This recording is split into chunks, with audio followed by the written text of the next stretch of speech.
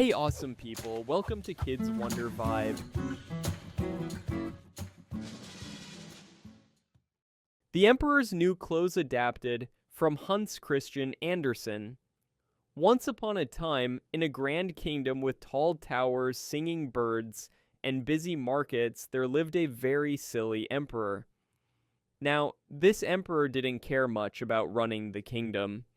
He didn't like paperwork, he didn't enjoy meetings, and he never remembered his people's names. But he loved clothes.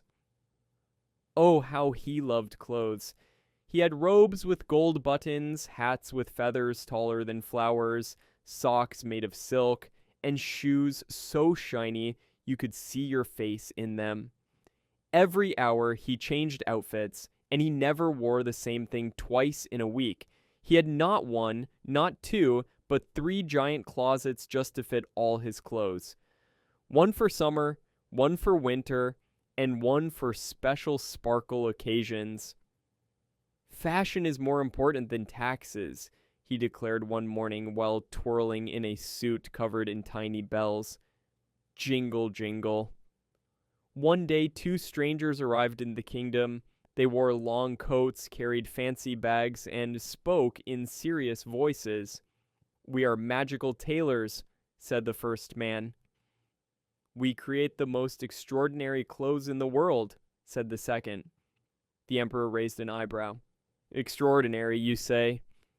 "Oh, yes," said the first man. "But here's the special thing. Only smart people can see them." "That's right," added the second. "If someone is foolish or not good at their job, they won't see anything at all." The emperor's eyes sparkled. Magical clothes that can test intelligence? What a perfect idea. "If I wear these," he thought, "I'll know who in my court is clever and who's just pretending." So he clapped his hands and shouted, "Bring them gold." "Lots of gold. Start sewing right away." The tailors bowed deeply, took the gold, and pretended to get to work.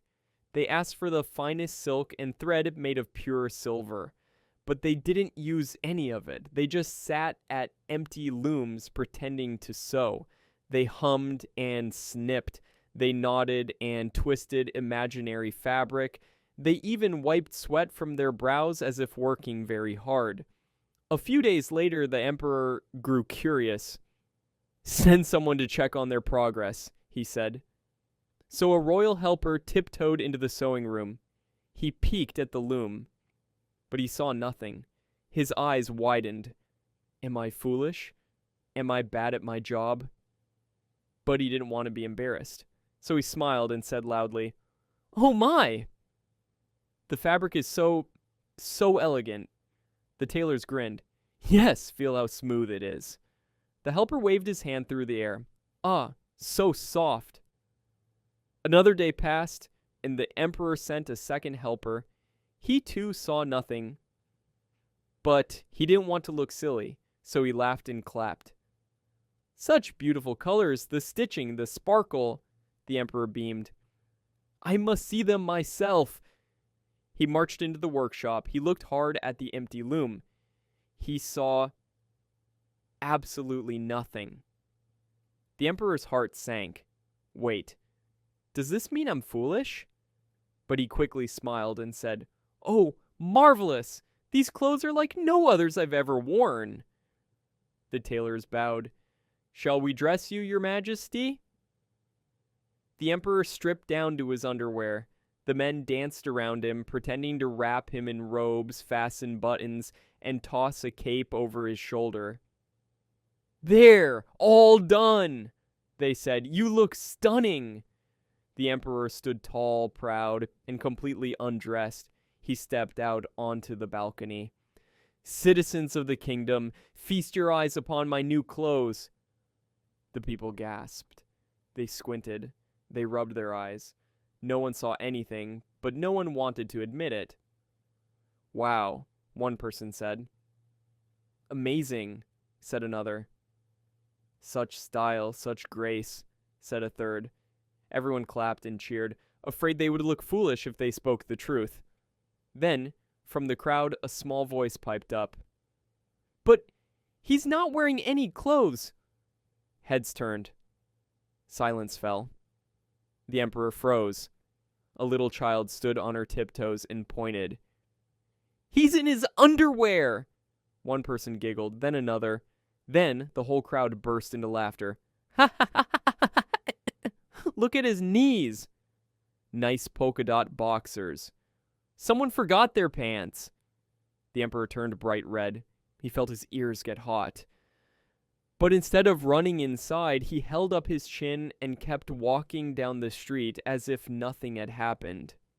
Because he was too embarrassed to admit the truth.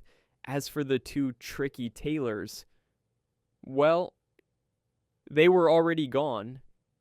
They'd run off with the gold, never to be seen again.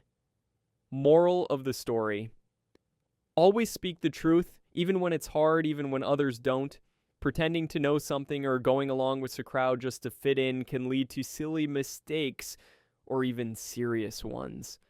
The people in the emperor's kingdom were too afraid to be honest.